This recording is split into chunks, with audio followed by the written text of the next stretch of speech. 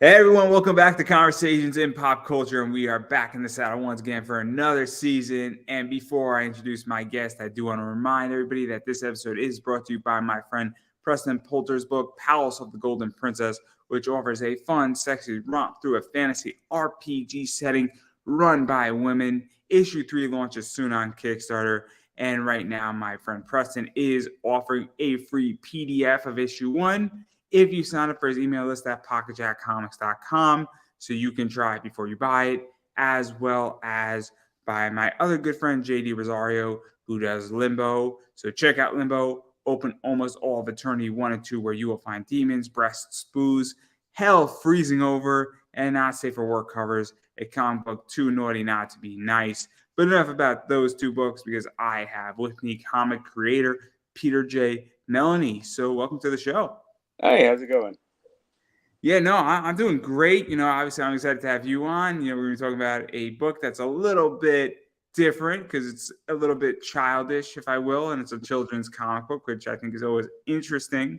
And that is Gordo the Teenage Flying Saucer, issue 3.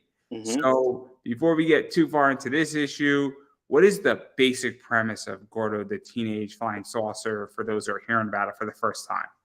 So it's about a teenage boy there's in a fictional city called Stardust. It's a desert town near an Air Force base, and he's given the power of a flying saucer. So anything a flying saucer can do, he can fly. He has a tractor beam, laser beam, stuff like that. And his town is like ground zero for aliens. So it's very much like a superhero book, old school superhero book. He's dealing with alien stuff. He's also being hunted by this like mysterious general. Like it's very X-Files, like that old school. Yeah. Let's talk a little bit about this because Mm-hmm. there's a lot going on. Because obviously, I think he's 13 years old, Yeah, so yeah, he's just entering his teenage years. He's still a kid, and obviously he has these powers. He also has, I think a few friends. yeah, yeah. You see a shape-shifting alien warrior, Otto, an AI of an extraterrestrial origin. We're not too sure what Otto is or does, or who Otto or what Otto is. Yeah, And they're sort of friends and they're being heroes. yeah, And yeah. what is this like? Because it's kind of fun because you have a trio of heroes wanting to protect their hometown from threats, but they're also still kids. Yeah. And so like it's kind of fun because it's a nice little balance. It's a nice little sweet book. Yeah, yeah, it's very like we try to do like classic like old school like year one Spider-Man type of thing. It's very like he's got a secret identity, which isn't a big thing anymore. I feel and it's fun. It's a fun adventure book. It's an all ages book, so it's geared towards kids as far as like it's not crazy violent or any of that, but it's pretty cool. Like we've been playing around with a lot of stuff, and it's basically for it's for all ages. So like a lot like adults will get stuff that kids won't.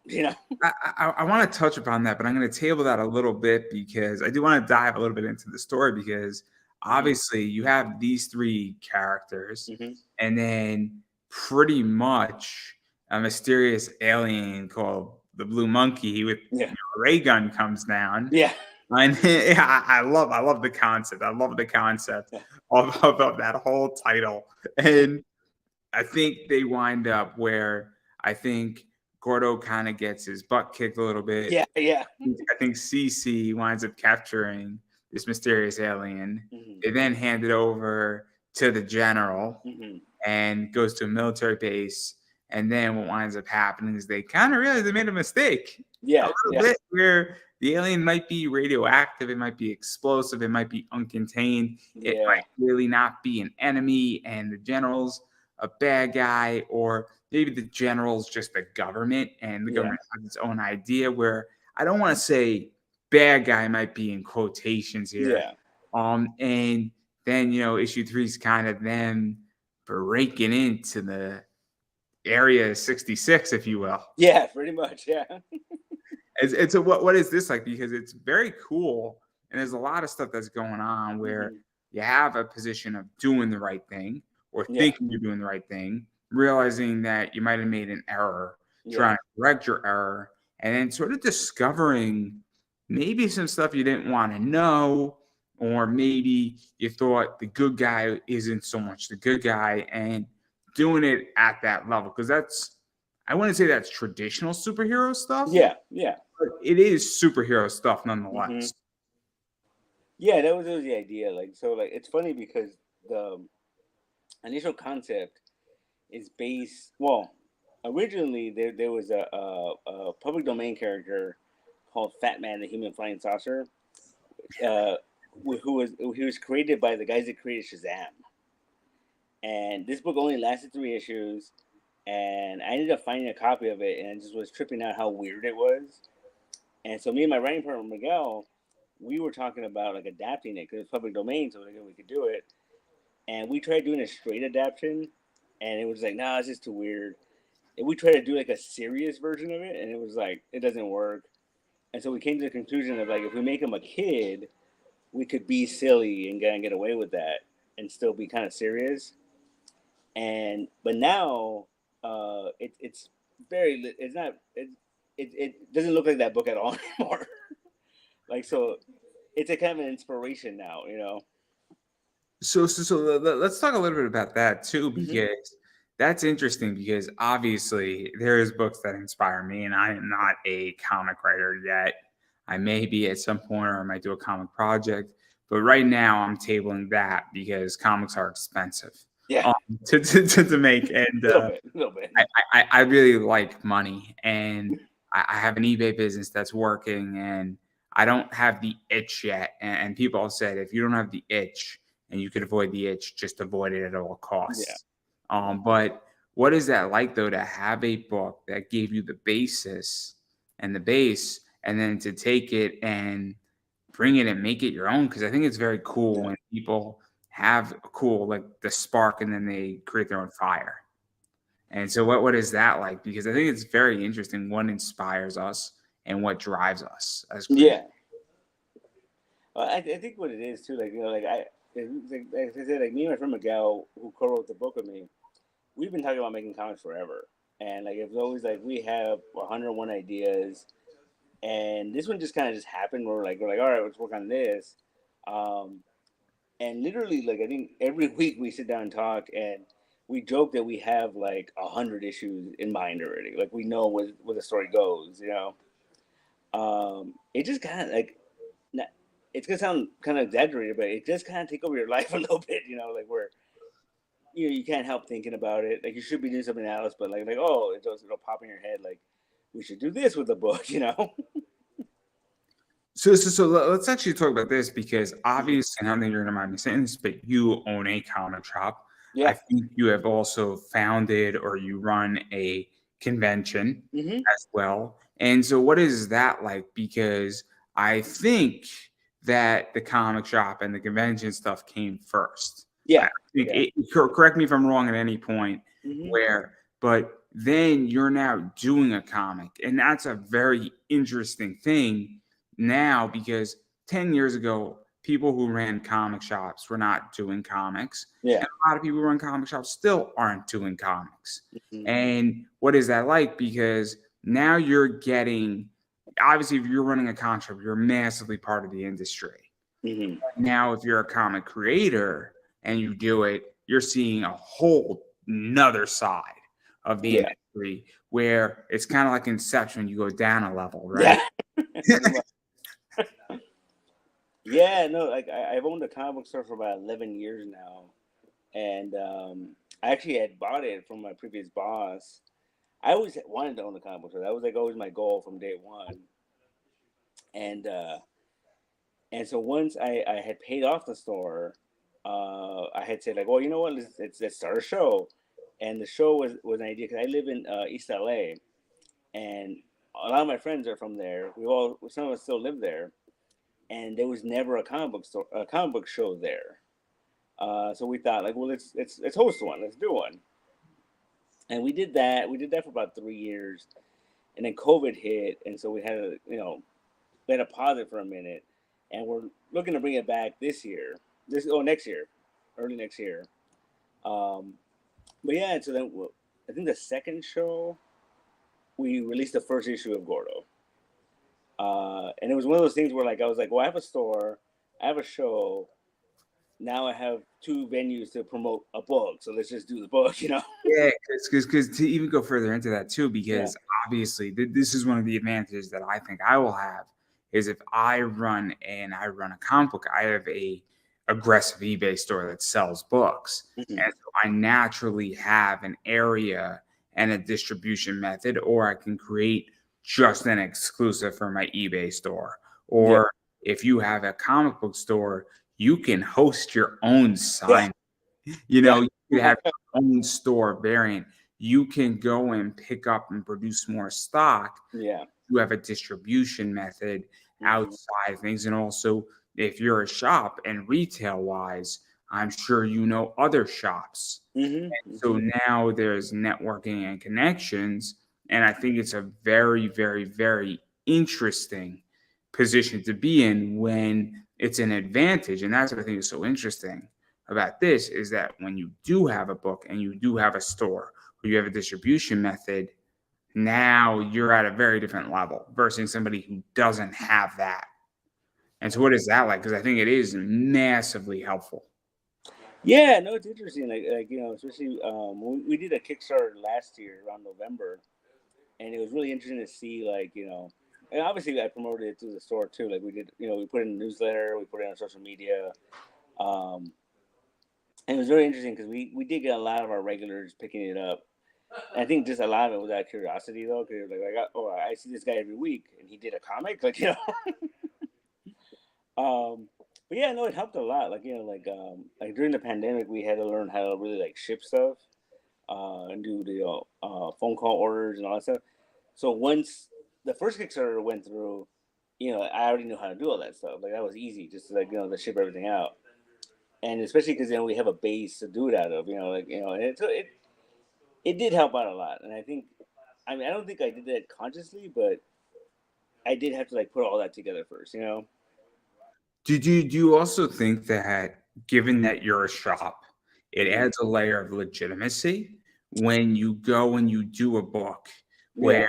or like this is how I feel as an eBay store and then I have a podcast and then I do some other stuff. I feel like there's a layer of legitimacy where when a buyer has an issue and says you're on a pre-order, I'm like, look, I'm on YouTube and I am not running away anytime Yeah. soon. You can find me every week. Yeah. You don't have your book in 3 months, you can find me Yeah. really quickly. And most people are like, I get it that you're not running away. Yeah. No, So yeah, sure. But at the same time, though, it's funny because issue 2 ended on kind of a big cliffhanger, and so I had people coming in being like, "When's the next one? When's the next one?" I'm like, it's coming, I promise." And because they knew exactly where to find me, like you said, but I think it does. I mean, even going to that too, though, isn't that a Yeah. good thing that Oh people yeah, no, definitely. invested? Where it's the idea that obviously I'm not doing a story, but I have buyers who say, "Hey, man, I saw that interview. Yeah. It's a weird thing. I'm not interested in buying anything from you, but really enjoyed your interview." And then Yeah. I have a buyer who, obviously, he had an issue with his book. We solved the issue, but he wound up subscribing to my YouTube channel. He's a regular Oh, watcher now, and yeah. so it's very cool for me because now I'm actually knowing my buyers both on a personal level and on Mhm. a buying level, and Yeah. it's so interesting when you get that relationship. And Hmm. I would imagine as a comic shop, you're now saying, cool, if I know that my backers really like Marvel-esque covers and you're 90% Marvel, I mean, that also must influence you some degree. Maybe not in writing the story, but what covers you want on your book, because that's a whole Yeah. ball game.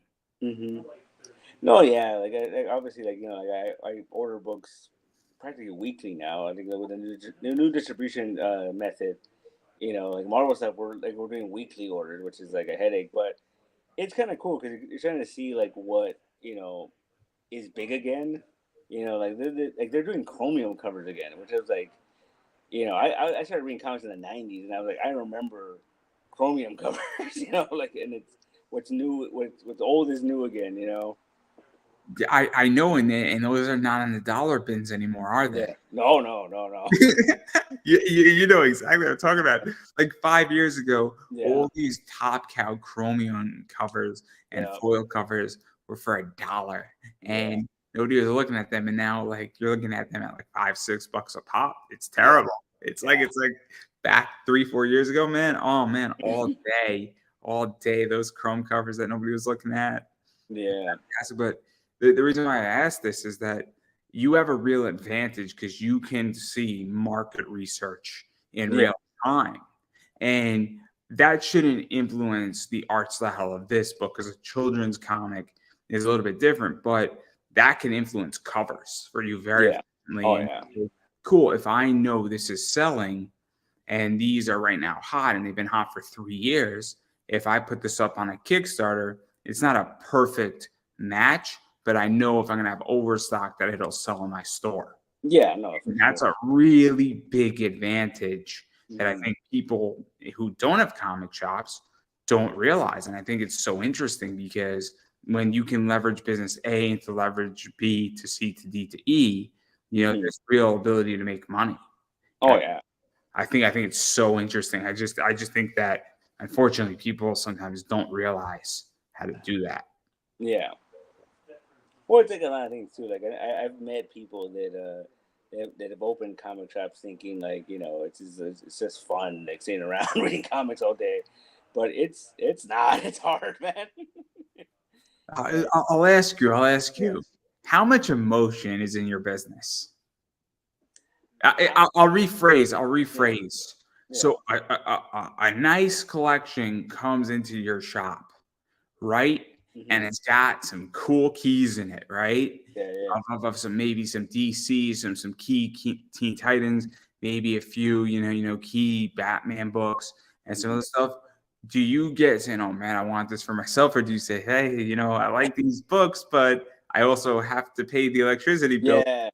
No, because I this is how my business operates yeah, is that I understand that I like certain books. hmm But I'm like, this book's going for $150 and I paid 20 for it. Like, yeah, and I'm not saying I have to pay my electricity bill with my comic book sales, but I'm hmm like, $100 in profit can go a yeah, long way to, something else here. yeah, You know, maybe an extra little bit to my mortgage, maybe a little bit extra to something else, getting yeah, that, maybe pay off my Mac faster. So, like, I don't think people have a full understanding yeah, that that's something that has to happen.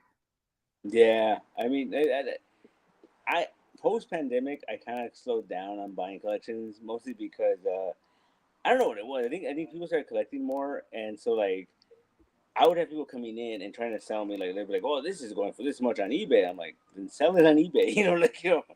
Like it's not like they don't understand that I'm buying this to sell it. Like I'm not buying this to keep it. You And you you have to buy something at 40 cents on the dollar on the high end. yeah, yeah, like Depending on the book. yeah, Sometimes a book will trade a little bit higher.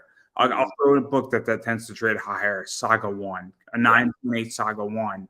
You're going to have a hard time buying that for 40 cents on the dollar. yeah, Graded in a 9.8, that's a hard book at 40 cents on the dollar. That's more like 70 cents on the dollar.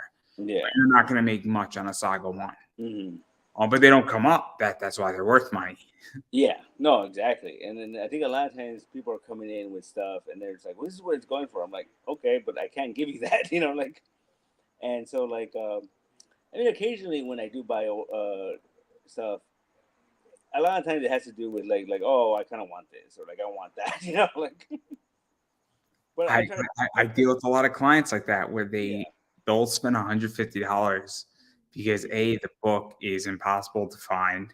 It's yeah sold out in 3 or 4 minutes, and nobody's putting a book up. yeah I mean, I have books that when I put them up, they go for that money for 60, $70 when they first came out for 20 because they're not available anymore. yeah And you don't have a choice but to buy it. And I try to be as reasonable as humanly possible.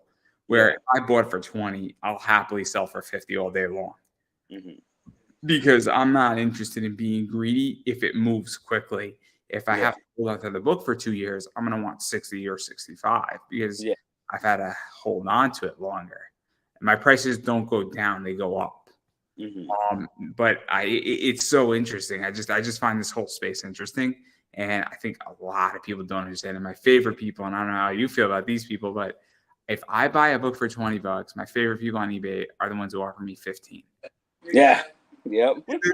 those are my favorite individuals. And I really appreciate those individuals on a whole different level because I'm like, bro, it was $20 when it first came out. Like it's $20 right now. Technically on that company's site. Like, really, if you want it, just go buy it from them. Yeah. No, that makes sense. Yeah. But then again, people buy from me even when it's live on the other site because they feel more comfortable that they're going to get customer service. Where I've had buyers say, I would rather buy from you for $5 more because I know it's going to arrive perfectly. You're going to take care. And if there's a problem, you're going to solve it faster. I've had a buyer say, I know it's going for this. I'm willing to pay you $10 more because you're going to get me a lower number and you're going to take care of me if there's an issue. And it's quite humbling. It's quite humbling, actually. Yeah, imagine. Yeah. But I digress. I mean, I find also, but I do want to get back to your books because a lot of inside baseball is really interesting because obviously children's books are hard. Yeah. They're hard. If they're in a hardcover, of course. I'm sorry. It was too easy of a joke. No, children's books though are very hard to do. All jokes aside, because it's different than if you have it out at a con table. It's easier to sell, I think, at a con than a regular person's book. I think an adult book at a con is harder to sell than a children's book because every kid who's passing by is a customer because they can see it. Yeah. And also the parents, I feel, and correct me if I'm wrong, is that they say, oh, look, it's a $5 comic book. Do you want it, little Johnny? And then Johnny's happy because he feels like he got something. And dad just spent $300 on comics and Johnny he got a $5 comic and Johnny doesn't care. Yeah. Johnny's just happy. Yeah. But on Kickstarter, I think it's a lot harder because little Johnny, who's 5 years old, doesn't have a credit card. Yeah. And little Johnny doesn't know how to use Kickstarter yet. Or the parent is buying it for little Johnny, but they don't know if little Johnny's going to want it. Then it takes 3 months to produce it. And little Johnny has to wait, even if little Johnny knows it's coming. Yeah. And so what is that like? Because I was speaking with Rob Matari last night, and he has a Wolf Pups book, a Werewolf Pups book up from Night Wolf. That's a children's book. And it's hard. It's hard. And it's cool. So I'm really curious how you feel and even what your experience has been like, because it's tough. Yeah, no, I mean, definitely. Like we're looking at, like I think the hard thing about all ages comics is like the bigger studio, like a Marvel, DC, they'll put out an all ages book and it's like super watered down. It's super like simple and like because they're afraid of offending someone or something. I don't know. It's very simple, and I feel like it's talking down to some of these readers, like these kids. So with our book, we call it an all ages book because it's not offensive. There's no There's no ultra. It's not ultra violent or anything like that. There's no any of that. So we feel like anyone could read it, but we do try to make it feel like a serious superhero comic. So let's talk about that. I don't mean to cut you off, but I'm really curious because I think that kids today are smarter. I'm 30. I don't know how old you are. How old are you? So relatively, we're not that close in age, but we're not that far apart either. But when I was a kid, and probably when you were a kid, television wasn't as smart as it is today. Yeah. By far. I mean, I have a niece, and what she's watching is far superior than what I was watching as a child. And what my sister was watching as a child. Yeah. So that should tell us everything about certain things where I think that most kids get things. I think kids, I think a 5-year-old could tell you what divorce is, to be quite honest. I really do. I couldn't tell you what divorce was at 5 years old. That was 25 years ago. So that's something that's interesting in of its own right. I also think that when Marvel and DC do all age books, I think that they're testing markets. I think also they have corporations to deal with. Yeah. Hmm. And I think that it's really interesting to find that balance of saying, how can I let a kid grow into a thought process? Yeah. How do I keep them from experiencing somebody's head from being chopped off? Yeah. I mean, I'm using those examples where I don't think having somebody shot in particular in a children's book is not off the table. Yeah. I just think that you want to do it in a way that is appropriate. If that Yeah. makes any sense, maybe Oh, this is a bad example. Maybe somebody breaking a leg should be in a children's book, mhm. right? Versus somebody's leg being severed and snapped in two and then being cut off. Yeah. There- No. There's a big difference between those two things, and they both highlight the same point. If we're Hmm. really going to boil it down, so what is that like? Because I do think you want to respect your reader. Yeah. It's funny. Like every time me and my co-writer talk, and I'll pitch him something, and I'm always like telling him like, "Well, I think this might be a little too dark," and his response is always the same. He's like, "You know what? Harry Potter is considered an all ages book," and that gets pretty crazy. Did you also feel that? I mean, how often do you publish an issue? Is it once a year, or are you trying to do a year? Yeah, it's about at this point. We're trying to like our plan is if once this one goes through, is to do two issues next year, but one of them is going to be like self finance, and so like the Kickstarter will include both the final two issues of the arc. So we'll have like two issues next year, hopefully. Like, So the reason why I ask is that if you look at Harry Potter, yeah, book one, book two, book three, and book four, I mean, I grew up reading Harry Potter. That was my generation. yeah, So I was what I think like maybe like 10 when Harry Potter came out, maybe 8, 9, 10-ish around that realm. So hmm, I grew up and I was 17. I was probably 16 around when Harry Potter ended. I remember going to the midnight releases, good times. Um, hmm, I remember going, I had a blast. It was a lot of fun. So one of the things that was a lot of fun is that by the book 6 and 7, I grew up with Harry Potter and the level of what was yeah, acceptable was okay.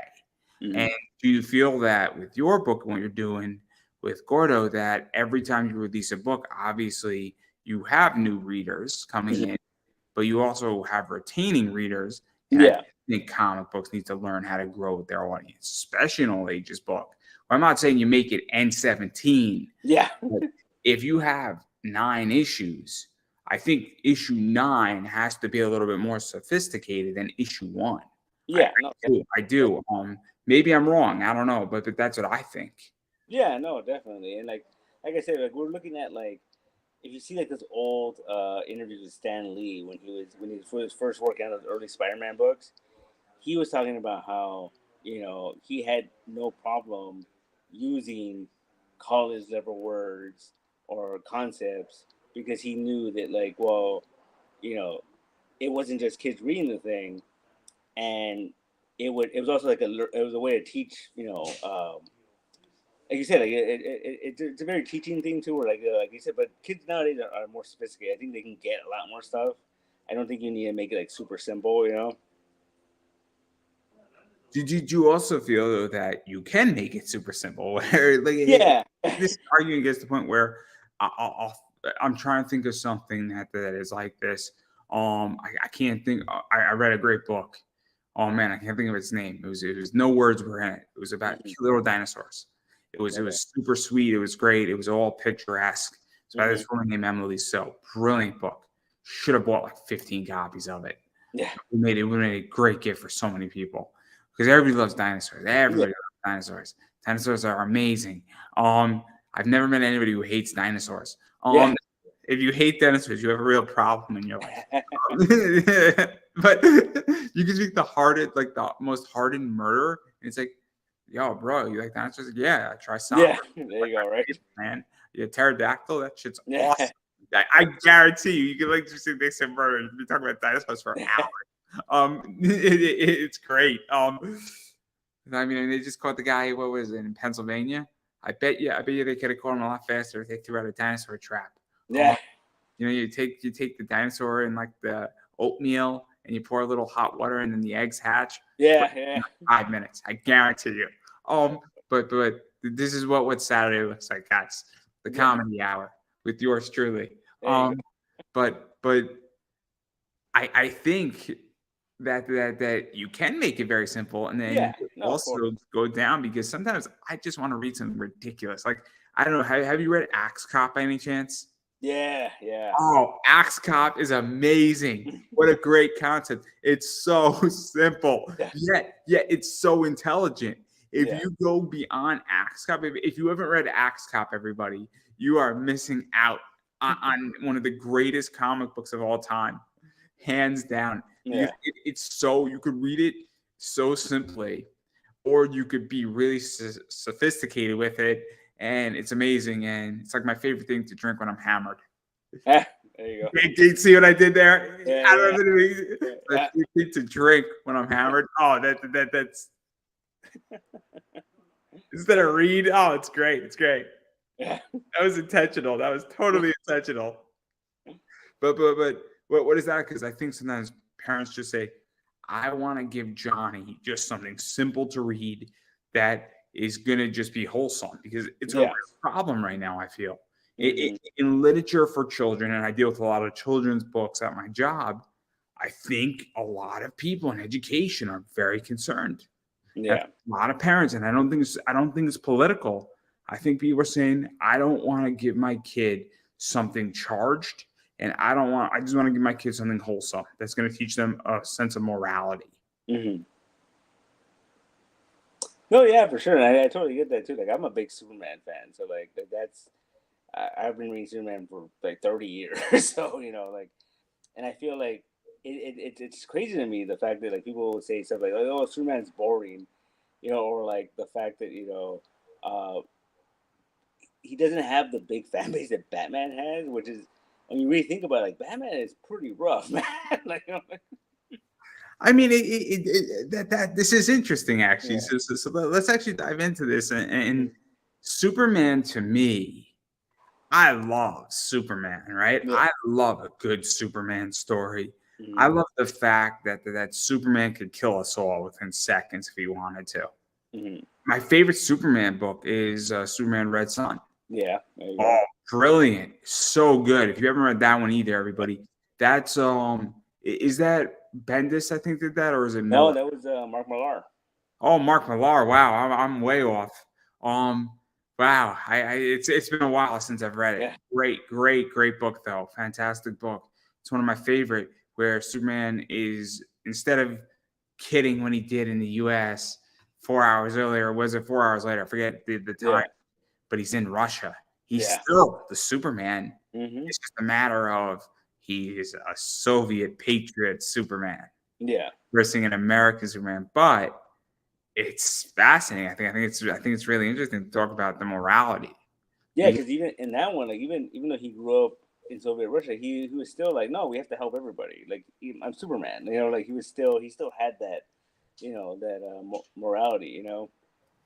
and then my favorite stuff is that I mean I'm my favorite, one of the best things that I think came out of the whole New 52 was action. I Yeah. think Action Comics was the best out of the Yeah. bunch. I Yeah. think Earth 2 was pretty good for a while. Yeah. I That was a really fun enjoyed one. Earth Yeah. 2. I enjoyed Batman. I thought Scott did a good job with Mhm. Batman. But beyond that, things hit and missed. But Action was the best out of the bunch. Yeah. Oh yeah. Yeah, Without, I'm a big Grant Morrison fan. So yeah, that was a fun read. I mean, the first 12 were great. The first Yeah. 12 were fantastic. Some of the best work in DC in the last 20 years, which Yeah. is insane. Which is insane, and to say that the best work in the last 20 years out of DC was Blackest Night. Mm. Jeff Yeah. Johns, guy. Oh, Jeff Johns set up so much at that studio. Like, it was a shame when he stopped writing for them. Like, he's back now, and like this new Silver Age thing he's doing is really fun, but it doesn't come out consistently enough, man, anymore. I don't even know what that looks like. I got to look Yeah. into it. But he's doing. I've been disenfranchised from DC and Marvel. Oh, okay. It's a problem because after a while, I just got sick of it. It wasn't good anymore. I was bored.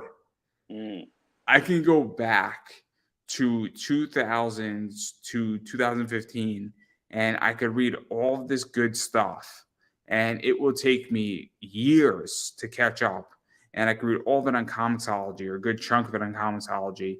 And what am I going to do? Read a graphic? I could read maybe 3 graphic novels a week. And Yeah. I'm not ever going to run out of content for years to come. And Yeah. good content. And that's not even going back further into the 90s. If you go back into the 90s, God help you. God help you. Just reading Chuck Dixon's run on Batman for 9 years, God help you. You are solid for years, for a decade. For a decade. Easy. Nightfall alone, you're solid for a year. Oh, yeah. For a year. But I digress. But the reason why I bring all this up is that your book definitely touches on this morality position where these characters are learning choices, fixing problems, taking responsibility. And I think it's a very cool thing to lace that in. And I think it's really important in a children's book, more so than an adult book. I don't need a comic book to teach me morality. In fact, I need adult comics to teach me immorality. Yeah, there you go. No. And you laugh. But if you're a young man, and this is where I'm going to get controversial, you need a comic book to show a man cheating on his wife, so you don't do that. Mm. You need to be shown immorality. When you were a child, you need to be shown morality. Yeah. It sounds messed up when I say it, but it's very true. No, I got you. And I think it's really interesting. I think it's so important. And when I have kids, I want to give them books that teach them morality. Yeah. But I want to give them things that don't shove it down their head, but get it into their head. Like, it's the same idea where it's Judeo-Christian values. Mm-hmm. Where a lot of Judeo-Christian values teach morality. It's not religion so much. It's more morality. It's right and wrong. Mm-hmm. How to be appropriate in society. And I think it's so important. I think it's really important just in our societal position. Mm-hmm. And then also I think that it's important for the whole, even going further into this, I think getting kids into comics is a really big thing too right now. Yeah. And I think you need to get little Johnny picking up a comic book at a con or picking up a comic book in a store, or he needs to have something positive to pick up every month or every week or every other week in a store so that he develops the habit of coming to a comic shop or going to a con and understanding $5 gets me this, $10 gets me this, because that's how you build the next generation versus a bunch of 40-year-old men who make $120,000 dropping $50 a week. That's great. Don't get me wrong. That's great. But what happens when those 40-year-old men hit 80 and then they die? Like, what happens then? Like, no, for sure. It's a problem. You need Johnny, who's 7, so that when Al, who's 70, who can't walk anymore or is done, Johnny is 40. No, I get you. Yeah, no, definitely. Yeah, it's very strange. Like you said, like I think the youngest people that come in here are like in their late teens, early 20s. Like those are the youngest, and most of the time, like, a lot of those don't even hang on. Like they'll come for a couple weeks and then they'll just disappear. You know. I mean, let's talk about that too. Mm-hmm. This is the issue, right? Retention is a problem right now in a lot of businesses. Yeah. So what are really good retention-based businesses?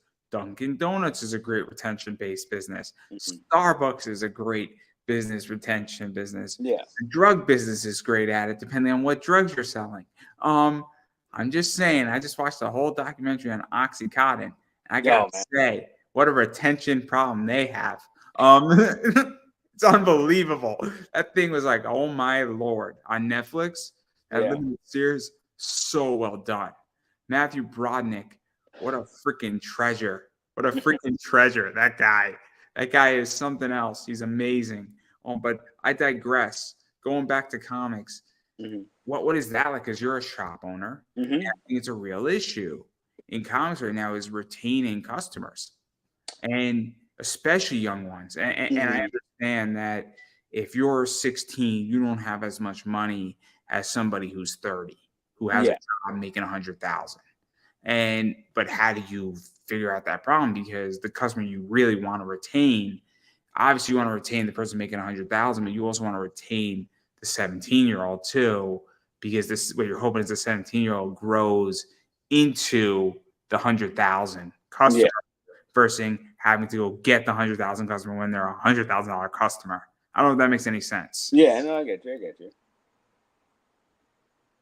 So I mean, I'm just curious about what you think about that. I know I that's mean, because interesting. you have a different perspective than I do. No, I got you. Like, you know what's really interesting? Like, it was one of those things where, like, I don't want to say I took it for granted, but it was like pre-pandemic, you just kind of got used to the fact that, like, you had the same people come, more or less the same people coming in every week. And I think once the pandemic hit, it changed everything in the sense that, like, the people that actually followed through and the people that, like, like offered, like, there was a good, like, 3-4 months with no comics. Comics didn't exist anymore. They weren't distributing them. And then during that time, it was a scary time, but you got to see, like, these people you saw every week coming out trying to help in one way or another. And once it was over, once we got to reopen, it was really cool that I think that's the coolest part about my job is that I see the same people every week. Like, I see most of the same people every week, and like you said, you end up becoming what do you call it? You get involved in your customers' lives personally, which is really interesting. Yeah, right. Like Yeah. I mean, I would imagine that on Yeah. Wednesday you see a bunch of people, and let's Yeah. say somebody doesn't make it on Wednesday. Yeah. They come in on Thursday. You're like, "What happened, Yeah. man?" And then the guy's like, "Oh, bro, it was my kid's birthday," or Yeah. "Oh man, work was just swamped that Wednesday. I couldn't come in during lunch hour." Mm-hmm. You Mm-hmm. know, or "Hey, I was on vacation for a week, man. I'm sorry." Yeah. Like, in which it becomes odd, right, when Yeah. people Oh don't yeah. show up. Oh man, there's definitely people there that show up like clockwork, and if they don't show up, you're like, oh, something's wrong. Like, it just feels weird. Or it could just be that somebody went on vacation and like, hey, Yeah. Yeah. or somebody, I'm sure sometimes customers tell you, hey, I'm going on vacation. I'm gonna just pick up double my order next week. And I'm Yeah. sure you got people covered on that very Yeah. easily. Of But course. but it's just one of those things where you get to know people's lives, Mm-hmm. in which that I know certain customers, their lives, and I know their spending habits. So Yeah. guess what I don't do? I don't send them books every week they come into my store and it's my eBay store. If I know they just spent $130 and I have an idea of their income because of where they live, I'll wait 4 weeks to say, hey, I got this in my store. Mm-hmm. Guess what happens? I make sales that way. Yeah. It's so interesting. But I do want to talk about this side of the store stuff because COVID changed a lot of stuff Yeah. where a lot of people were doing live sales on comic shops. Mm-hmm. I mean, I could tell you that I haven't been to a Comic Con in 4+ years. Mm-hmm. And I don't think I want to go back. Yeah. I could get 80% of what I want offline. I can get it cheaper online. I can get it shipped to my house and I could actually sell it right as I order it from the distributor, put it on eBay, sell it on eBay, and then when it comes to my house, I don't even open it and I slap a new label and it goes right out. Mm-hmm. I would almost be better off saying to my distributor, hey, here's the label. Have fun. And they send it right to the customer. And that's not off the table right now. Yeah. And I have a really good business. So what is that like for you? Because I think to some degrees it saved comic shops because your customer now might be in New Jersey and you're Yeah. doing a live sale and great, they wouldn't be coming to your shop anyway. Mm-hmm. Or conversely, it also potentially ruined comic shops because your customers in New Jersey Yeah. and they have no desire to come to your comic shop, but they like your brand. And Yeah. it's a tricky situation. Yeah. I mean, that whole thing changed. It changed the way things are done for sure. But it's a good thing and a bad thing. Like, I know early on when we reopened, we had a lot of people showing up trying to, like, get stuff on the cheap so they could sell it on whatnot and and that was a little frustrating, right? Because I always thought it was funny that they would tell us they would tell me that they were doing that as a way of, like, trying to get a discount. I'm like, no, that's not how it works. It's different if somebody is buying 10 issues of Yeah. your book on a retail package, Mm-hmm. because in that sense that they need to have a discount because they're Yeah. purposely buying things in that Mm-hmm. regard. A lot of what I do is that I go through dollar bins, not because I'm trying to flip it on Whatnot, Yeah. but I'm just looking for fun books, right? Yeah. I walk into a comic shop and somebody brought in 30 long boxes, and it was a shop in Harrison, New York, something in Connecticut, and they had stuff like Lady Death in there that was really good Mm-hmm. books, like the leather 10,000 edition. Yeah. They got Sia Holmes, like Lola XOXO. They had some of this cool like customer appreciation witch blade books from like the 90s. They had like some Chromio like Cyber Force books. All And right. so like all this cool stuff. They had like all these swimsuit edition stuff from Top Cow, and it was great. And I wasn't looking to flip any of it. I just wanted some cool books. Some of Yeah. those books I sold for $20, but I wasn't looking to flip it. I just said, "Oh man, this is awesome." I didn't ask for a discount because it was $1, and I'm Yeah. like, "This looks cool for $1. I'm gonna have a good time." Yeah. But I think it's really interesting, and even talking about Whatnot, I think Whatnot has somewhat ruined comics. Yeah. I'm not a fan of Whatnot. I'm not. Yeah. Same here. I might eventually come to it just because it's a good place to distribute. But building up a following on Whatnot's gonna suck. Yeah. It's gonna suck. I know it's gonna suck. That's why I'm hesitant to do it. It's not, and then also live sales. I love passive sales. I love Mhm. passive income. Passive income is worth more than active income. If I can make money while I'm sleeping and making money. Two of my favorite things. There you go. But all jokes aside, I think it's really interesting because I think Whatnot has saved comic shops, but again, I also think it's damaged them. Yeah. And now, if I can go buy something on wholesale, right, and I could run a comic shop on Whatnot or an eBay store from my basement, which I'm doing, Yeah. and technically speaking, there are comic shops that don't have a brick and mortar store at Mm. all, and all they do is they sell everything on eBay, and it's kind Yeah. of crazy. And I think COVID, I think that existed before, but I think it's evidently damaged, the whole industry. And I'm curious how you feel because culture has been lost, I feel.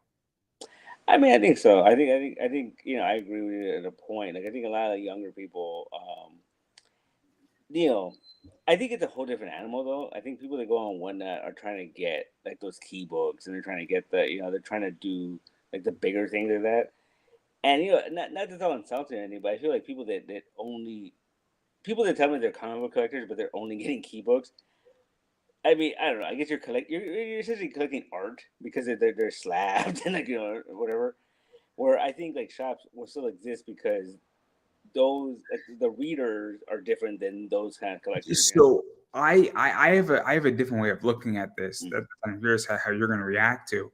So there's four things, right? There's readers, Mhm. there's collectors. So a reader is obviously somebody who says, "I want to read the book. I want the Yeah, story." Right? They're having a good time. They say, "I want to know how Peter gets out of this problem." yeah, I want to know how Peter feels after killing his girlfriend. yeah, I want to know how you doing, Peter. yeah, How's life? It's only looking up from here. Don't worry, you'll get the next web. yeah, I'm sorry. I'm sorry. I should have bought that book a while ago. It's yeah, not a hard book to find. It's just a freaking pain in the ass to buy. yeah, What is it? 120 or 121? I want to say. yeah, yeah, It's the pair is really what mm, it is, right? yeah, Of ASM, right? yeah, I forget which one he kills Gwen in. But it's one of my favorite covers is I think John Romita. I don't know if it's junior or senior, but they did the Spider-Man variants for the years, the decades of Spider-Man. hmm, And I love the one where Peter's holding Gwen and his hmm. arms all read out. It might be the 80s. I'm not sure. I sold that book to fund a business, and then I bought it back when my business was healthy. Oh, nice. So it came full circle, but I bought it back slabbed as a 9.8. Mm. it's a personal book. It's one of my favorite books of all Oh time. yeah. It's such a beautiful cover. It is such a beautiful cover, and it's an amazing cover. But I digress. But so getting back to this, I think there's readers, I think there's collectors who say, look, I like a certain artist, I like a certain story, Yeah. I like a certain character, I like a certain variant, and that's what they're collecting. I know people who collect only swimsuit editions. Yeah. That's their thing. They really enjoy it. And you have a swimsuit edition of Batman, they're in. If you have a swimsuit edition of Spider-Man, they love it. And they love the Robotech swimsuit edition. And There you go. they do. That's all they do. Yeah. That's their jam, right? So they're a reader, and they might read Robotech digitally, but they will buy the swimsuit edition, or they will buy Miss Robotech or Miss Macross edition that has Lin May on a swimsuit. So that's a collector. Then you have the flippers. Yeah. Which is that they buy a book for 20, they sell for 30, 40, $50. And then I think you have the investors as the fourth group. And the investors are saying, I'm going to long this book for 5 years, or I view it as an alternative asset where I much like the rich use art. So you might say, look, I understand that Hulk 181 and 9.8 is constantly appreciating in value, and that at some point I will get a big exit out where I will spend $10,000 for it and I'll hold on to it for 30 years, and it's a status of wealth. And it's a status of maintaining wealth, and up and down, but statistically, it is a wealth appreciating asset. Then I think you have the traders, where they trade books versus flipping a book. They're trading books. Yeah. And they're trading books for cash, capital, options, and a variety of other stuff. So I think you have those 5 categories. And I think what COVID did, and here's how you feel, is that I think it created more flippers, more traders, more investors. And I think it didn't change anything in readership or collectors. I don't think collectors and readership was affected. I think the other 3 were massively affected. And I've played in all of those spaces. I got you. So I mean, I'm curious what you think. I mean, if you disagree with me, feel free to disagree with me. I'm more than happy to hear other perspectives. No, yeah. I think you're right. I think that there's a lot more investors and flippers that came out of the pandemic. Like I think, like a pandemic. I think, and not just in comic books. I mean, like Pokemon cards got big again. All that stuff got really big. And I think it's because like people were just sitting home, they had nothing to do, and and they had all the extra money, and so Do you I mean, this is my take, is that movie theaters weren't working. Yeah. You go to Barnes and Noble. You couldn't go to concerts. You couldn't go to the bars. You couldn't go to sporting games. And so what do? You could go to Target. Target has Pokemon cards and has baseball cards. You can technically sort of go to your comic shop, or you could buy everything online. Great. You could get into that. And then you say, cool, why is this book? I bought this book for $5,000. Now it's trading for $50,000. And running an eBay business isn't that hard. Yeah, I could sell this book and I could buy 10 more. Or I could buy the next 10 that I want. And then there you go. And then because baseball cards have become bigger than ever. They've become bigger than ever. And the hobby has been revitalized massively, more so than Pokemon cards have been. Yeah. And I mean, it's crazy, but I mean, I just find it fascinating. This whole thing, but that's my take on it, is that, and now what I think is happening, I'm curious how you feel, is that we printed a lot of money in COVID. And we gave people a lot of money. I got money. I was in DC. They gave me an extra $1,200 because I was a resident in DC before all this, before I decided to move back to Connecticut to be closer to my family. But like, here's $1,200, man. Have a good time. Enjoy your life. Pretty much. You're in the capital of DC. Here you go, guys. Have at it. And other governments did other things, and other cities did other things like that. And then obviously Biden gave money, Trump gave money, a lot of debts were frozen, and all of a sudden people have a lot more money at their disposal.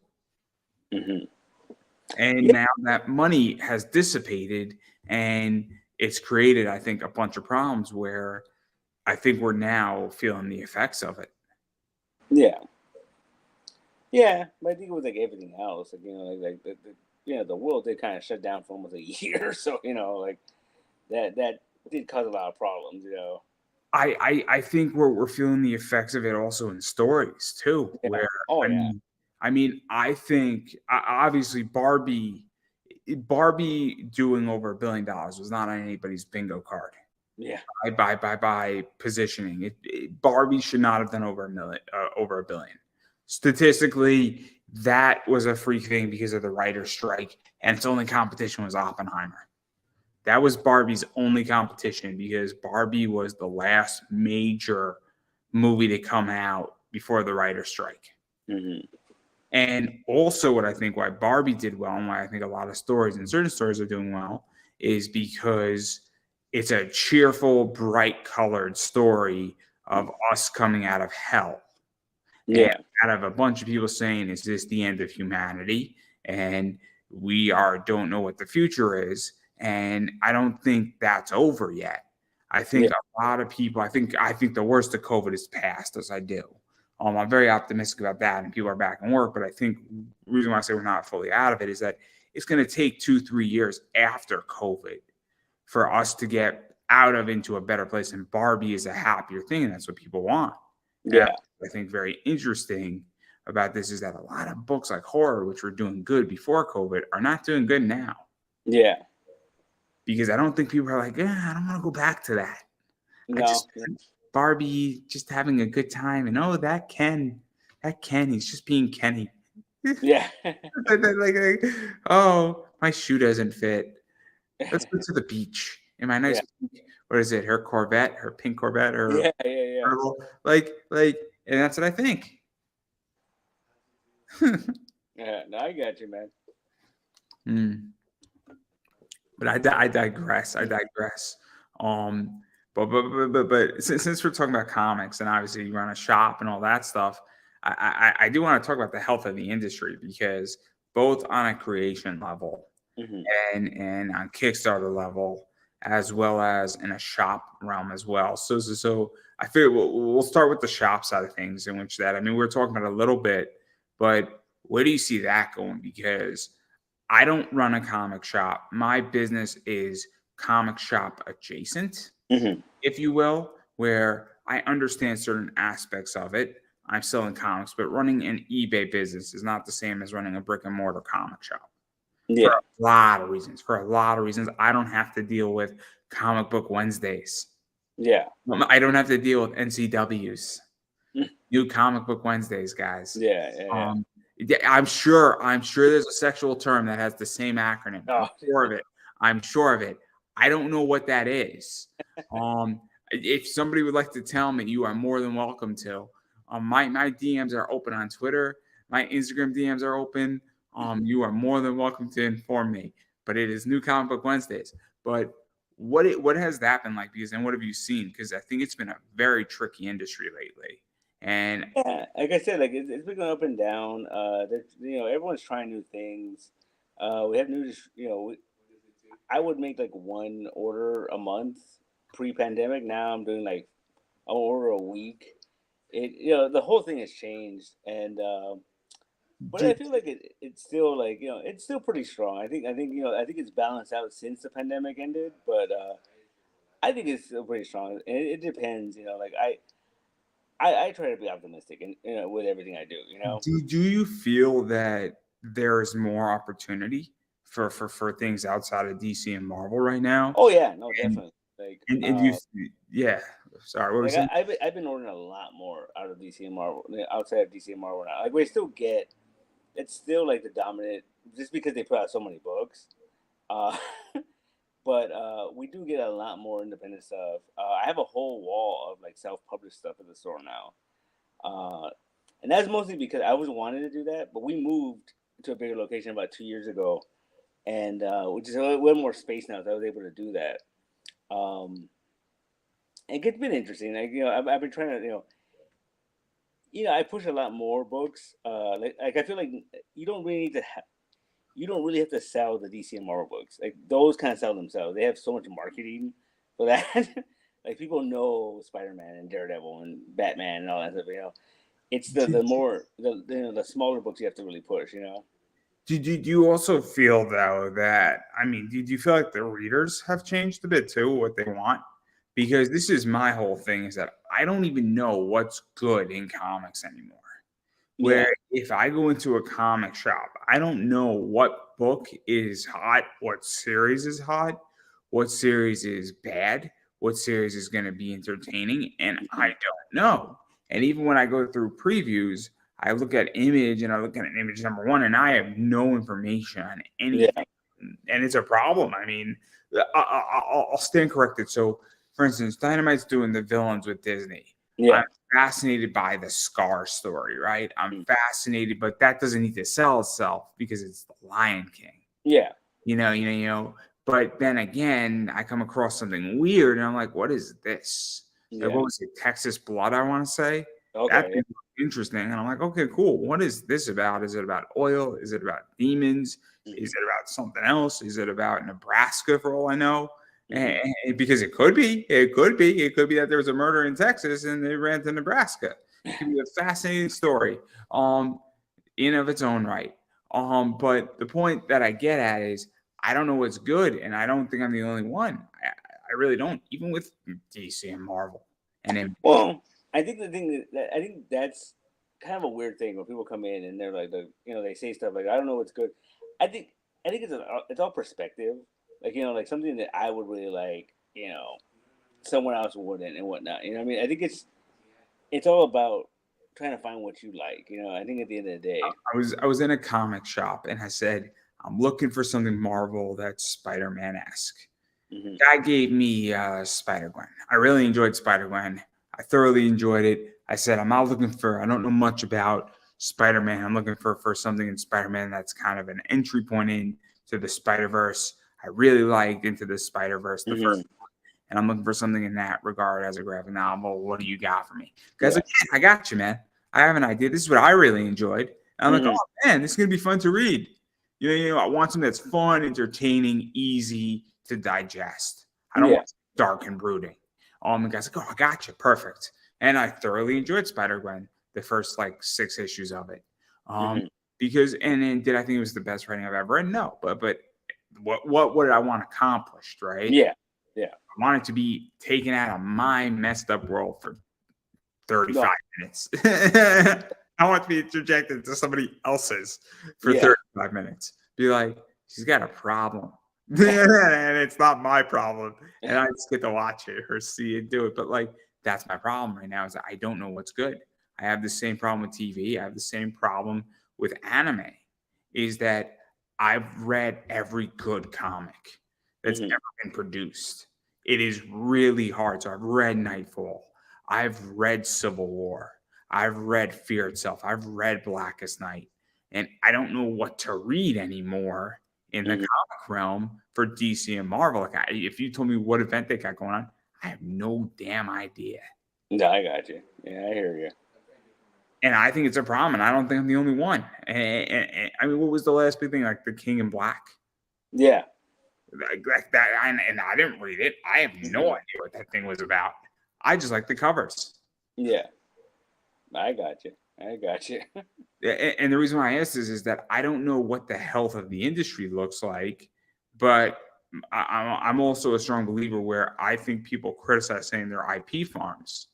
So I don't fault DC or Marvel for that, because if I can produce a mobile game every 6 weeks that will produce me $100,000 in a quarter, and then I create a new one that costs 20 G's to make. I mean, who am I kidding on the comic side where, great, to produce a Daredevil, 12 issues of Daredevil a year is probably costing Marvel 50 to 60 grand with printing. Just to maintain an IP and test an idea that later gets translated over into a mobile game, a movie, or something else. I mean, I was just engaging with Eric Larson on Facebook. I put up a post and I said, when you buy a comic from Marvel or DC, you are buying a first draft of a future movie. And Eric Larson's like, no. I'm like, really? It was a very interesting discussion. It was a polite discussion, but He's like, that's not their intention. I said, but it doesn't matter what their intention is. It's the fact that we look at, what was it, Batman versus Superman? We have the first issue of the graphic novel. I forgot who did it, but there was a graphic novel of Batman versus Superman. And it was that combined with Doomsday, Death of Superman, was that movie. If you legitimately took pieces out of the whole line of Batman versus Superman in the comics and World's Finest, and you connected that to Doomsday, that's what Batman versus Superman was, the movie. That's exactly what it was. Doesn't matter if that was their intention. And what were those books done like 30 years ago? Yeah. So it took 30 years to make that movie, but I digress. I don't know where I'm going with this. That's the problem. But to even back out of that and talk about the health of Kickstarter, because you're now doing Kickstarter. Yeah. You're on your third. Is this your second or your third one? The second one. So obviously I don't remember, because I went through your entire Kickstarter, but I don't remember. Have you backed a bunch? Yeah, I backed about 30 plus. I'm not judging. I don't have a problem backing if nobody backs any, or if they back 100. That's not my point. But I've noticed a lot of campaigns struggle. Shouldn't struggle. I've noticed people who barely make it across the finish line, and I know people killing it on Kickstarter. And so, do you feel about that? Because it's a very tricky thing, I feel, at the moment, where people who are not just making it to the finish line, but sailing across it, right? Yeah. Going deep, are now barely making it across. And then there's people who have always made it across really hard. There's people who are barely making it. There's people who are failing. I mean, I know people who are going to fail on their campaigns. And I also know people need $5,000 and they're only pulling 3,500. And so I'm curious how you feel and why you think that is, on what's going on with that. Well, I think the economy is one thing, obviously. Like, I think, a lot of people don't have the extra money right now, and it makes sense. That's just everywhere. Everything's costing more now. I think that's part of it. And honestly, I think it's like, there's probably some like I think I don't know what's changed in the last year, because I was talking to my friend the other day, and like we're kind of far down on the actual Kickstarter page this time around, where we got the Project We Love badge right away, and I don't even know how that happened. It just sort of happened. And when I've actually gone and done research, like, I can't figure out how to do that. Did you also feel that there's more product out there, in which there are more people doing Kickstarters and anybody can do it? It's also not just I don't think it's a huge jump, but I noticed there's more people doing it, which is cool. Like, I think. Do you also feel that there are more mega groups doing it? Yes. I mean, we'll mention a few names. We'll just mention them. Merc Mag. I mean, they're a powerhouse. Let's call them what they are, right? There's nothing wrong with it, but when you're doing a campaign every 6 weeks or every 4 weeks, and it does $60,000 to $120,000, I mean, you're taking up a lot of oxygen in the room. There's nothing wrong with that. Yeah. I'm a little annoyed with Merc, but they deserve it. They've caused me a little bit of a financial problem with their Shikari book. It's the Shikari book. If you don't know what it is, guys, I don't know what to tell you. Do some research. Type in Shikari Barbie and it'll come up. I know it kind of rhymes. But not the point. But Merc takes up a lot of oxygen where I feel. And it's just my thoughts is that if you're backing a Merc book and you want 3 covers, that takes away from somebody else's campaign. And especially if you're running every 3 or 4 weeks. Yeah. That's the caveat. It's not that if they were running once a quarter. Yeah. If they were running once a quarter, they're not taken away. It's the fact that Merc's business model is it's us or not us. Yeah. It's either you're completely in and you're all in on Merc, or you're and nobody else if you want everything, or you're not, you're picking 1 or 2 from Merc. Yeah. But the people who back Merc are loyal. And then same thing with Lady Death. Lady Death is the other one. When they run Lady Death, they have backers who spend a lot of money. Yeah. And I think that's what's changed too, is that, and there's a few others like that where people drop a lot of money, where you're dropping $400, $500, $600 worth of pledges. Yeah. And that takes up a lot of oxygen in the room, especially if you're running up against a smaller one that has a $15, $20 book, but you just drop $500, you might not be so keen to, you might be out of money. No, yeah, for sure. But that's just my take. I mean, you can disagree. I am open to No, I mean, disagreement. I get what you're saying, and it is very frustrating to see Oh, you could challenge me. I don't take it no, personally. no. It is very frustrating to see like bigger name people, and then especially when you see they haven't backed anything. That kind of annoys me because it's like like I don't know, but at the same time, I feel like the people that are buying stuff from those bigger campaigns, they're not necessarily gonna buy from other campaigns. You know what I mean? Like it is what it is. People go on there to get what they want, and I mean, look. I backed the Lady Death book, and then I backed somebody who is small. I mean, yeah. I've done both, No, I understand, but I feel like that's not everybody. Like just people, I was curious, and I'm very impressed by Brian Polito's campaign, but I also was waiting to see how he delivered. Yeah. So his book didn't come before his last one finished, and so I'm probably going to back the next one because I was very impressed. But it's also sometimes I just don't have cash. Yeah, no, I got you. I have months where I have more cash flow, and I have months where I have less. Hmm. And certain months I have more liquidity, and certain months I don't. And there you go. And also sometimes, and I'll say this openly, is that I bought people their Christmas gifts in July Yeah.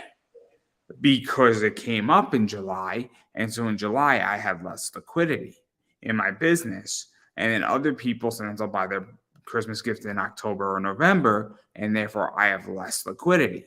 And then sometimes I bought people's Christmas gifts in February. Oh, wow. So because it came up Yeah. at the time, and I was like, this is a good deal, it's a good opportunity. This makes sense. I got you. All of a sudden, if you're launching a campaign and you spend $150 on somebody's Christmas gift, you're probably, I'm not a backer. But then if you're on July and I bought everybody's Christmas gift, I have $300 in July. Like, there you go. Yeah, no, for sure. I think that's also what's happening too right now is we are entering the back span of the year, the last 4 months. And so now I have three more Christmas gifts to buy. I got you. One of them is out of the way. So I have to look at liquidity and I have to say, cool, whose projects am I backing and how much cash flow do I have? And I think that's what's happening too right now in certain ways is that, at least in my world, it's happening. I don't know about anybody else's, but that's where I'm at is that I'm well aware that certain people's expenditures have to come about. Yeah. So that's just what I think. And also, I just think that people are also just sick of freaking waiting for books. Yeah. No, I feel that's a big thing too. I mean, out of the 35, how many are you owed? The what? Out of the 35 Kickstarters you backed, how many are you owed? Oh, like not too many actually. I think maybe like 3 or 4. It's not too bad. I think I've backed 70. I'm owed about 10. Oh, okay. That's not good. That's not good. That's actually bad. Mm-hmm. I mean, statistically, if you back 100 and you're owed, if you backed 500 and you're owed 10, that's not terrible. Yeah. But I am 1/7 of my back to Kickstarters I'm owed. That's a problem. That means 1 out of 7. Now, some of them are on time, some of them are late. The ones that are late, I'm not. That's not counting the ones that are not due yet. I'm talking about the ones that are overdue. So 10 of them are overdue, and that's a problem for me. And they're not due by a week. They're overdue by like 3-4 months.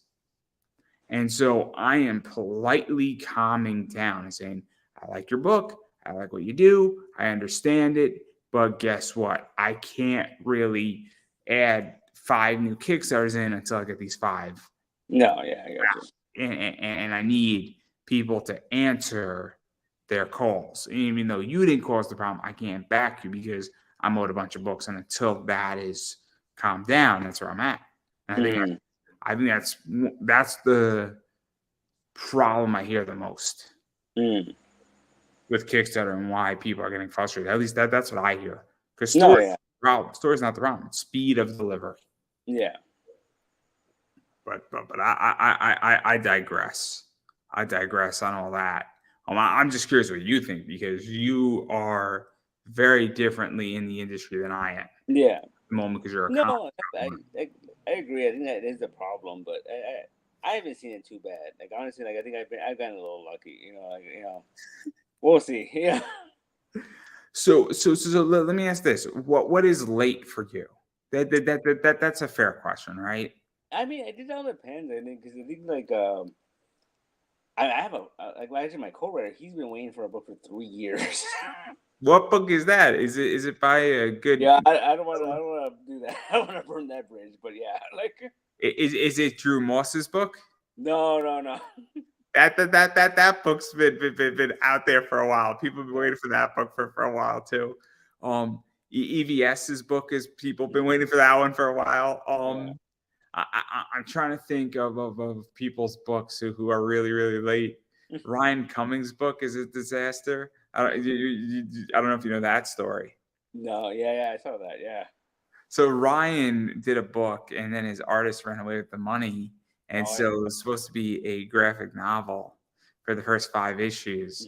Raised about $9,000, which is steep for a graphic novel. 168 pager. That's rough. And $9,000 is not going to get you anywhere near the finish line.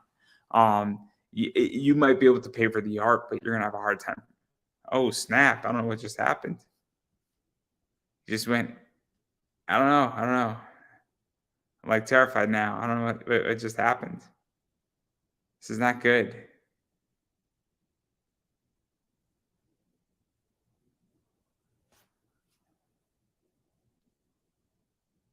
Oh, snap. I don't know what just happened. I'm kind of scared. Hopefully my client will be back. Just went quiet. I don't know if somebody took him out. It might be bad. I will politely wait.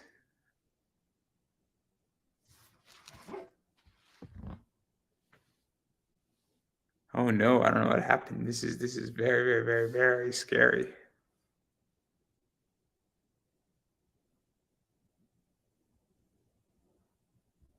Okay.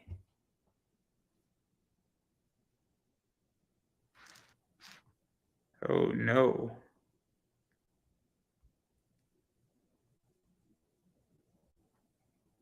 Because this is what happens when you talk about people's Kickstarters and them dissipating.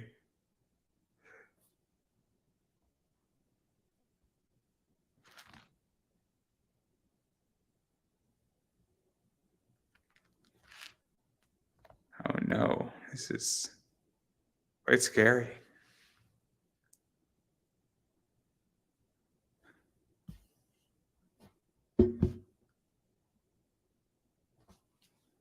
Awkward turtle. So yeah, so I'll just brief everybody up on ads for a while. Obviously, I have Preston Poulter's book coming, and obviously that is Palace of the Golden Princess, which offers a fun, sexy romp through a fantasy RPG setting run by women, and that's a fascinating book. Obviously a lot of cool covers are in there, a lot of fun stuff's in there. Obviously, he has regular covers, he has not safe for work covers. I read the first issue. It's definitely D&D-esque, and it's kind of got a D&D vibe to it, which is super cool in a lot of ways. So there's that in there. Also, what I like about that is that, obviously you have some strong women, you got, some mystical stuff in there. You got a fascinating story, and obviously 3 issues in. And right now, with what he's doing, is that you can actually read issue 1 without having to, pay for it in a PDF format. And that's kind of cool. So you can get a vibe of, hey, where's this going? What type of story is this going towards? And things of that nature. And so that's something that's cool. And then on top of that, you also have J.D. Rossaro's book that's out there as well, which is Limbo. And I believe that's wrapping up soon. I know Preston's book is hitting right now. out there. I think it's funding. I think Preston's going to be probably coming on in a week or two, which is cool. So that's going to be fun. And so that's something to keep in mind as well, where he's going to be coming on in a week or two. But then JD has a book called Limbo, and Limbo is kind of a guy took over hell, and he's sitting with all the demons, and they all think he's this monstrous demon, and he's sort of a not great person, but he's kind of just like an average Joe, and he's just sitting at a bar listening in. Everybody's trying to figure out who's the new devil / ruler of hell. And this guy is doing it. And then he has to figure out who can he trust, who can he not trust. People are vying for power. And it becomes a very, very interesting book because there's funny moments of saying, hey, how do I run hell? Who do I trust? Who do I believe? Who's telling the truth? And obviously there's a lot of other stuff in there too, where a lot of stuff happens in hell. Things get messed up. It's an unpretty sight, and not because hell is a hellish place to be, but because you have a lot of interworkings of politics and a variety of other stuff going on. But at the same time, it is a fun, enjoyable ride, because when you do have a regular non-demon running hell, what do you expect? So that's something to keep in mind right there, and everything that's going on with that. So that's something that's very cool about that. And there's some awesome covers, some awesome concepts in there. Also, the things that it's only 4 issues. So the actual commitment to the book is not terrible. It's not all that expensive. It's not a long series. And it's just one of those books where you're 4 issues in and 4 issues out. And then once that's done, it's kind of a self-containing story. I also believe that it is Unstoppable Comics, which is JD's property, his first book that is not a creator-owned project by him, but he is publishing it with the help from some other guys. And so that's a cool thing too, is that I think it's his first venture being a publisher and not being a writer or an artist or an editor on a project, but rather being a publisher, which is a whole different ballgame. And obviously I've spoken to JD Rosario about this frequently. So that's something to keep in mind too, is that's kind of cool on that regard. So it's just one of those things where obviously it's a fascinating story to read. It's an enjoyable story to read, and it's something to check out if it's still available. And if it's not still available, I'm sure that you can catch it in some fashion by reaching out to JD. And I know Preston's book, Palace of the Golden Princess, is live right now. And so there's a bunch of cool covers there. So that's something to keep in mind as well. And so that's just something I wanted to reach out to everybody. Obviously, I know that I don't know where my guest disappeared to. It's weird. Maybe I said something I don't know, but I'm not worrying too much about it. I'm obviously going to give him a few minutes to see if he's going to make it back. People's phones die. People have to deal with an emergency at a shop. Things happen. I am just politely waiting. I am sure that we will be getting in contact soon, hopefully. But, he is in California, and they do have rolling blackouts sometimes, which happens. But obviously, we're going to give him a minute or two. That's what I got going on. And then just even further about me while we wait and I fill up time here. One of the things that is fascinating is right now I have an eBay store, and I do have some very, very cool books coming out on eBay and that are up right now. So I have some Mount Olympus Resident Evil stuff that's really rare, some holofoils, some metals, some nudes, some ultra rares are out there. So if you're looking for really cool books that are limited to like 25 or less or 15 or less, I have those. Most Mount Olympus books that I have tend to be approximately about 65 or less or 50 or less. I just put up a 50 or less book. So it's numbered to 50, so 1 through 50. So it's a very cool book. I believe it's Hera from Star Wars. I don't know much about her, but it's a cool book. So that book was only available for 24 hours, and it is gone. So keep that in mind. And it's an awesome book. It's a cool book, and I have 2 of those up. And then as I do have some Barbie book stuff up from Mount Olympus. I carry a lot of those. I have a lot of Zenoscope, bros cosplay stuff. So that's something to keep in mind as well. And that's really cool stuff out there. And there is a sticker program, so I do have some of those sticker books out there. So that's something to keep in mind as well. And yeah, so that's just something that I got going on. And then I have some Big Dog Ink stuff coming in the next few weeks that will be up there, and there's some really cool stuff. I think I'm going to be getting either some hollow foils, which are limited to 50 or less, or a metal, or an ultra rare, or something that's really cool. And most stuff from Tom, who runs Big Dog Ink, is 250 or less, or 150. Maybe there'll be a 300 in there. And so it's just cool stuff. And so I will be having about 24 to 30 of those books hitting my store. And some of them, obviously, I'm looking for myself. Some of them I'm going to sell. Some of them I might keep for myself. So that's something to keep in mind. And then I do have some other stuff from Mount Olympus. I got some stuff from Merc Mag up there. And so if you're looking for bad girl art and really cool limited books, I have all that stuff coming your way. So that's something to keep in the back of your head and your mind and all that stuff. It's very, very, very cool what I got going on. And yeah, so that's everything that I got pretty much going on with me. Obviously, I do not know where my guest is. He just ducked out. So I don't know if I did something that crossed the line. I don't think I did. But if we did, well, hopefully we'll be able to get him back on the show at some point and definitely talk. But in the process of us waiting, and I do have to give people, because phones do die sometimes, that happens, and people need to charge their phone up and catch it up and catch a break and figure something out, or somebody's making a phone call or something's going on in their life. Obviously, we're going to give him a chance to get back into all this, but continuing with my eBay store and everything that I got going on, obviously, I do carry a lot of books that are extremely limited. So I carry books that have 400 print runs, 300 print runs, 200 print runs, 100 print runs, and 65, 50, sometimes 15, and also sometimes print to order. So that's something to keep in mind. I also have stuff from Eternal Press coming my way. So that's something that's cool as well. And so there's some really cool books in that regard that are coming down the pike. And that's something to keep in the back of your head too.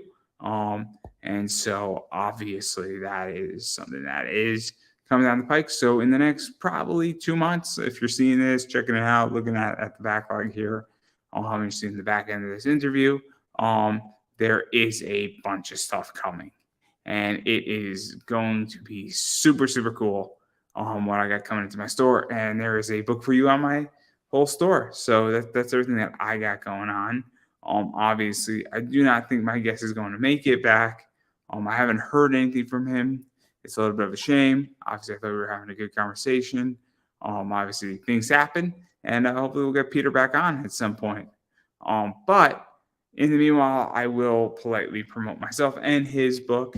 It is a children's book, and it can be found on Kickstarter. I did put the link in the description down below for all parties involved, so you could absolutely check that out.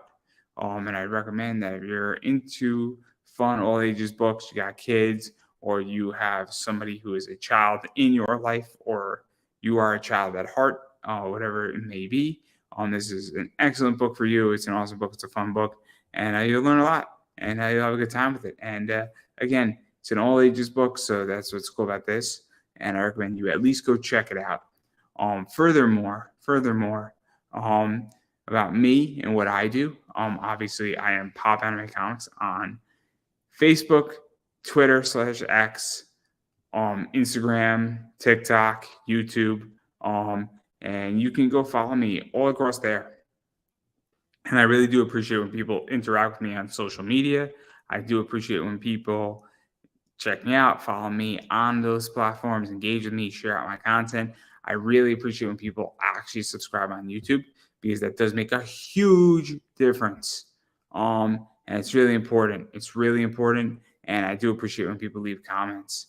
It goes a long way. And it's something that is really, really, really helpful and really, really good.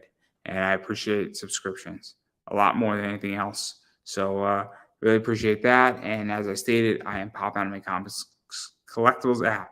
Let me speak. I am Pop Anime Comics Collectibles on eBay. And so if you're looking for rare books, that is the place to go.